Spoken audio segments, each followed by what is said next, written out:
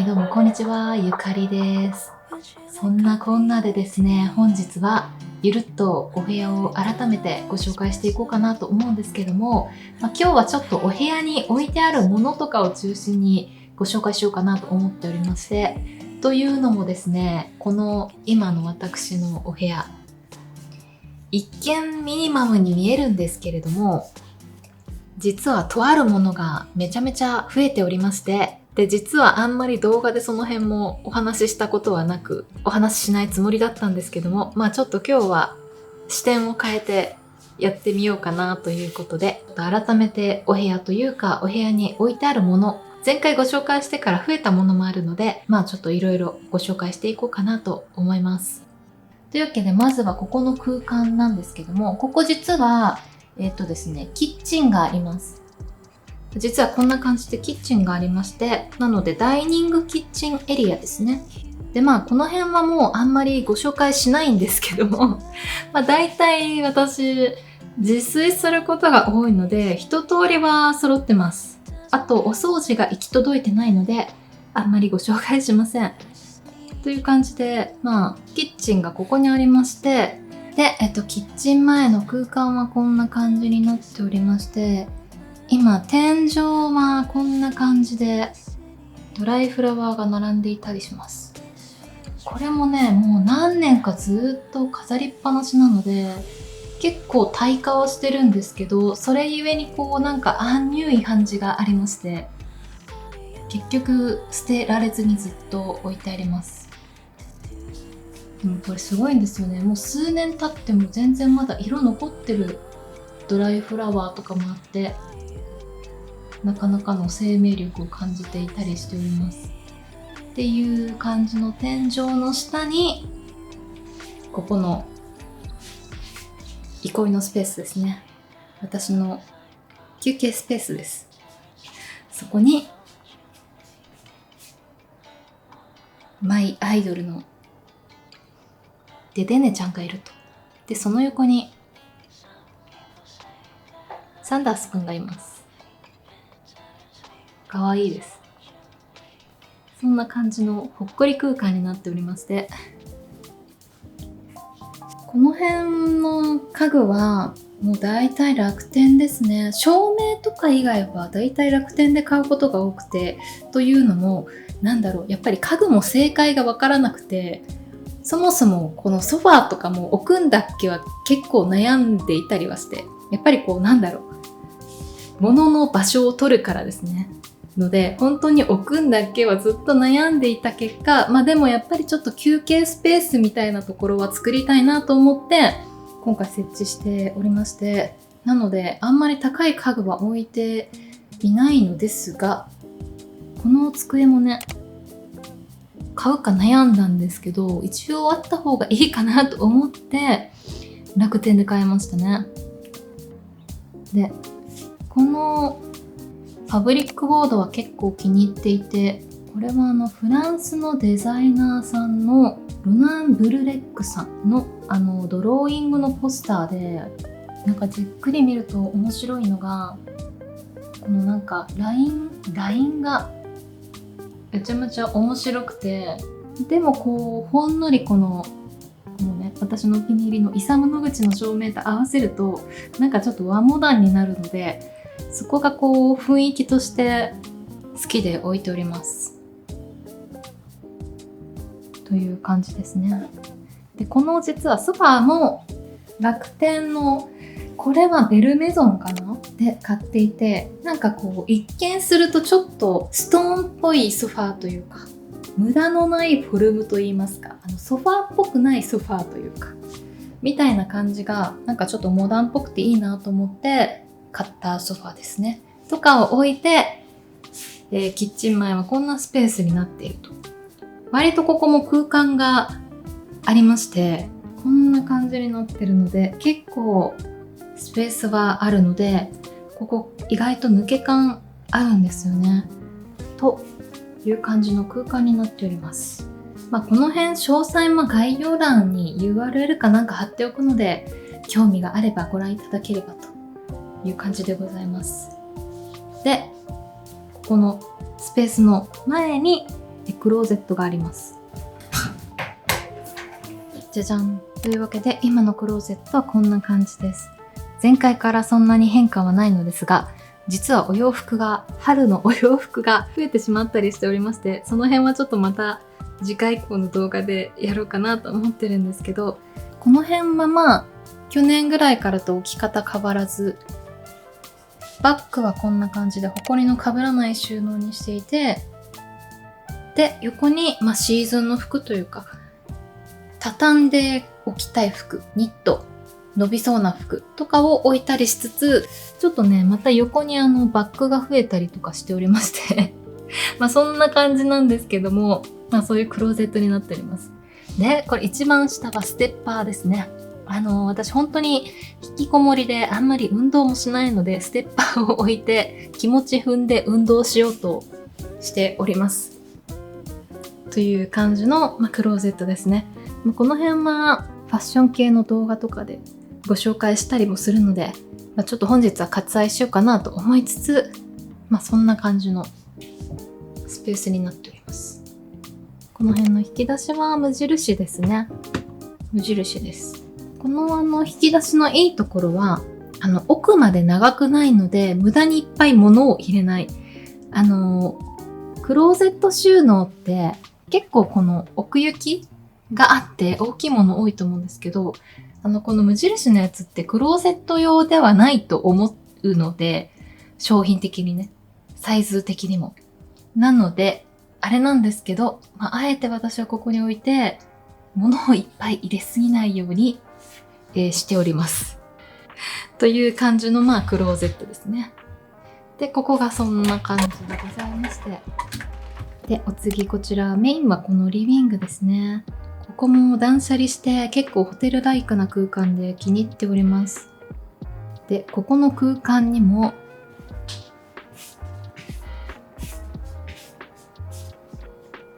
愛らしい子がいるわけなんですけども、ここのベッドスペースに、カラカラちゃんとイーブイがあります。めちゃめちゃ可愛いです。カラカラをそっと優しくよしよしするイーブイちゃんみたいな感じで、置いております。なので朝起きて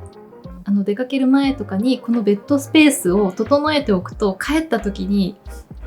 めっちゃ癒されるっていう、こう帰ってきた時にこの風景が目につくとめちゃめちゃ癒されます。ということで、置いてたりしまして、でこんな感じですね。でここも結構照明の明かりをつけると雰囲気変わるんですけど、日中はこんな感じになっておりまして、でここのね正面に実は他にもポケモンがおりまして、なんとですね、ここの空間にたくさんいます。多分、ここの空間はお見せしたことがないと思います。そう。ここ、本当は、ベッドの目隠し的な感じで仕切り的に置いていて、本当はこの棚にも何も入れないつもりだったんですけど、結構薄くて、そんなに物入る感じではないんですよね。だから何も入れない予定でいたんですけども、ちょっと思いのほか、ぬいぐるみにはまってしまい、で、私ぬいぐるみあんまりほこりかぶらないように基本的にはしたいなと思っていて、で、大きいぬいぐるみは、こうやってちょっと生活の中で一緒に過ごすみたいなぬいぐるみとして何体かは置いてもいいかなと思ったんですけど、あんまり私生活の中でいっぱい物を置きたくないので、じゃあそのぬいぐるみたちどうしようって思った時に、まずこちらに収納したと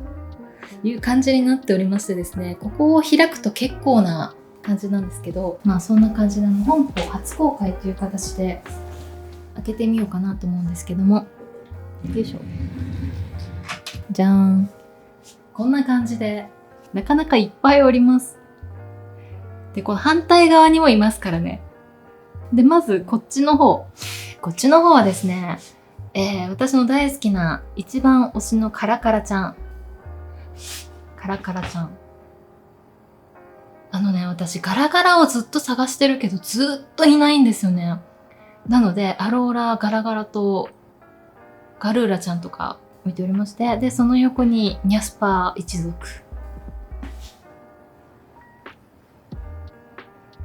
ニャスパー一族です。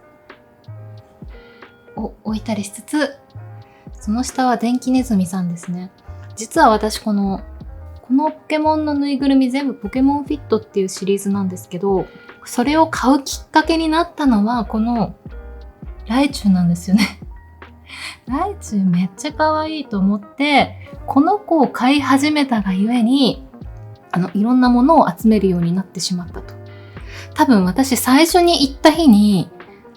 一番大好きなカラカラがいなくて、で、なんだいないやと思って買うのやめようかなって思ってたんですけど、なんかね、ライチュウめっちゃ可愛くて、で、飼い始めたのをきっかけに、行くたびに何個か増えてしまい、こんな感じになってるという感じなんですけど、で、一番下はですね、ちょっととある軽い共通点があります。何でしょうか？実はですね、置くとよくわかる。このポケモンたち。単純に好きなポケモンというのもありますが、これね、私結構カラカラ好きなのってポケモンの背景もあるんですけど、このずんぐりむっくりなこのボディライン大好きなんですよね。で、この辺のポケモンたちも単体として普通に好きっていうのもあるんですけど、このずんぐりむっくりな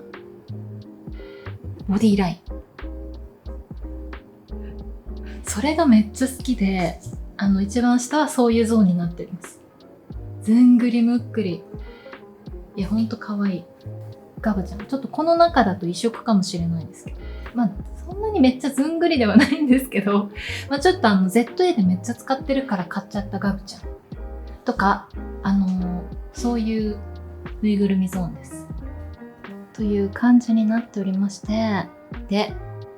実は左側にもいっぱいいます。じゃじゃーん。こんな感じになっておりまして、こっちにもたくさんいます。こっちは結構わかりやすい。いや、わかりやすいのか。一応最初は水草、炎、ノーマルとかゴーストみたいな感じで置こうとしてたんですけど、ちょっとあまりに増えすぎて、綺麗に並べなくなってしまったのがこっちですね。いやー、いっぱい増えましたね。そんな感じになっておりまして、こっちは本当に雑多に好きなポケモン、欲しくなったポケモンを買った結果こうなったという感じでございます。なので、一見ミニマムに見えるお部屋なのですが、この仕切りの棚を開けると、ぬいぐるみがいっぱい出てくるという部屋になっております。まさかのこのスペースにこんなにたくさんいるとはという感じなんですけど、私基本的に見える空間は情報量を減らしたいなと思っているので、ちょっとね、今は見えない収納としてぬいぐるみたちを置いているという感じなんですけども、でもこうやってちゃんと棚に直してるから、あんまりホコリもかぶらず、衛生的にもいいかなということで、部屋に置くぬいぐるみを最小限でやっているという感じのお部屋になっております。で、この辺の照明とかはパンテラ、この辺はもうちょっと専門店で買ったりとかしてますね。照明系は全部そういう感じですね。で、花瓶はザラで、これもでも楽天で買った気がします。意外と楽天比率の高い我が家という感じでございまして、この横に作業スペースがありまして、今こんな感じですね。整理整頓しておりません。すいませんという感じなんですけど、こんな感じになっておりまして、ちょっと配線とかもうそのまんまごちゃごちゃにしたままですね。マイク、これはノイマンかなを置いてあったり、パソコンはゲーミング PC をメインにこれ置いてます。で、iPad を置いて、あとスピーカーを置いてっていう感じですね。で、ここにもカラカラちゃんいます。ちなみにこのカラカラちゃんは、ちょっとニコニコしてほしくて、カスタマイズしました。かわいいです。という感じになっておりまして、ここが作業スペースなんですけど、実は作業スペースの椅子にも、可愛い子がおりまして、うんにゃということで、ニャスパーちゃんがおります。可愛いですね。この子本当にモフモフで、めちゃめちゃ触り心地よくて、ちょっと椅子に置きたくて思わず買ってしまったぬいぐるみでございます。めちゃめちゃ可愛い。そしてこの椅子にも合う。で、この椅子だけは本当に唯一ちょっと贅沢しまして、というのもやっぱり私パソコンに座ってる時間が長すぎて、一時期椅子、普通のオフィスチェア座ってたんですけど、あまりにちょっと腰が痛くなってしまって、買い直したのがこのチェアなんですけど、これハーマンミラーのセールチェアというやつですね。この Y が目印のセールチェアでございます。ちょっともうこれは唯一ちょっとオーダーして、自分で椅子のこの色とかもね、選べるので、ショールーム行って買ったやつなんですけど。それによく合うニャスパーちゃん。大変可愛いです。ちなみに最近買って一番良かったの、このパネルヒーターですね。これ最近買って一番良かったかもしれないです。パナソニックのパネルヒーターなんですけど、私去年ぐらいまでは、シャープの加湿器ついたプラズマクラスターというか、温風の出るやつで部屋温めてたんですけど、というのもこの部屋本当に部屋が温まらなくて、冬になると凍えるぐらい寒かったりとかしてたので、暖房機2個置いてたんですけど、そしたらですね、ちょっと電気代が2、3倍ぐらい上がってしまい、ちょっとそれはまずいのではと思って、で、結果別に部屋の温度を温めなくても足元だけ暖かければいいよなと思い直して買ったのがこのパネルヒーターなんですけど、結構暖かくて、しかもちょっとパソコンの横に置くのでどうかなって思ってたんですけど、しっかりここで仕切って、この中だけ暖かくなるので、これは本当に買ってよかったですね。っていう感じになっております。ただちょっとこの辺ね、配線どうしてもぐちゃぐちゃになっちゃいますけどね。でも、それを隠すために、今、このスペースに置いてると。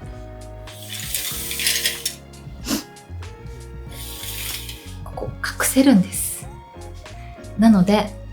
休憩したいとき、寝るときとかは隠して寝るっていうことが可能なので、これがね、私が模様替えして一番良かったなと思ってるポイントですね。見えなくできる。物理的に部屋は増やせないけど、やっぱり仕切りがあると目立たなくできるので、そういう点ではすごく模様替えして良かったなと思っているところですね。で、小物は本当に置きすぎない感じで、でも床をコンクリートにしてるので、監獄みたいにならないように置いてるっていうのが今この部屋ですね。照明とかつけるとね、結構暖かく見えるので、この部屋の雰囲気だと。一回つけようかな。こんな感じになって柔らかい光が漏れる空間になるので、結構ね、温かみのある空間なんですよね。で、ここからこっちの右側の空間、ここが私にとってはスイッチを入れる場所。今までの作業スペースとか休憩スペースみたいな感じで名前をつけるとしたら、ここが本当に私にとって生活のスイッチを入れる場所かなと思ってるんですけど、こっちはこんな感じになっておりまして、本当に私の愛するジュエリーたちですねを置いているスペースです。実は私20年間ぐらいものづくりしておりまして、この辺のジュエリーも全部ゼロからデザイン画を描いて、で、日本のジュエリー生産量1位の山梨県の工房でお手伝いいただいて作っているジュエリーたちですね。なので本当にもうゼロからデザインを描いて生み出している私の作品たちになっております。なのでね、全部どれも思い入れがあって、本当に私にとっては一生ものだなと思っているので、ここは本当に見える展示、見える収納っていう形で展示収納ですね、をしているという感じになっております。やっぱりなんか自分でゼロから生み出すからこそ見せておきたいというか、なんかね、昔は本当にもっとハイブランドとかのジュエリーとかを買ったりとかもしてる時期もあったんですけど、自分で作るようになってからは本当にもう自分のジュエリーしかつけなくなっちゃって、でこんな感じで展示をしてるという感じですね。でこれ多分私がオリジナルで、自分でようやくデザインして、作れるようになったのってここ10年ぐらいの話だったりしておりまして、なのでここに詰まってるのは私の10年分の奇跡というか作品たちという感じになっております。この辺の作品もね、概要欄に URL は入れているので、ちょっとよろしければご覧いただければっていう感じなんですけど、全部にメッセージを込めて作っているのでめちゃめちゃ思い入れあるんですよね。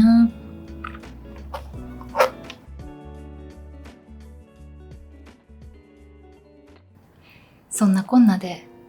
実はここの空間に50体以上のポケモンがいる隠れオタクの部屋のご紹介でございました。実はポケモンのぬいぐるみ、玄関前のスペースにも、たくさんいてですね、ここ本当に一部ですので、多分今私の部屋トータル的にはもっといるんじゃないかなと思うんですけども、ぬいぐるみたち、ちょっとそんな感じでね、ちょくちょく増えてはいるので、動画にするかはさておき、なんかちょっと裏動画みたいな感じで、ちょっと私の趣味動画というか、またどこかでお話できたらいいなと思ったりしております。はい、というわけで今の私のお部屋簡単にご紹介いたしました。いやー、私にとってはですね、この部屋も服もジュエリーとか、あとポケモンとかも全てなんかこう自分の気持ちを整えるものだなと思っておりまして、なのでただ飾るとか、着るとか使うとかじゃなくて、本当にこうそこに自分なりの意味を持ってあるみたいな感じかなと思ったりしております。で一応本日ご紹介したものに関しては、可能な限り概要欄とかに載せておくので、よろしければご参考いただければという感じで、ちなみにジュエリー、この私の愛するジュエリーたちですね。ジュエリーに関しては前回の動画でもお話ししたんですけど、この動画の公開のだいたい3日間ぐらいだけご覧いただけるようにしようかなと思っておりますので、よろしければそちらも概要欄からご覧いただけるととても嬉しいです。そんなこんなでこちらの動画何か少しでもお楽しみいただいておりましたら、チャンネル登録、高評価お待ちしております。それではまた次回の動画でお会いしましょう。バイバイ。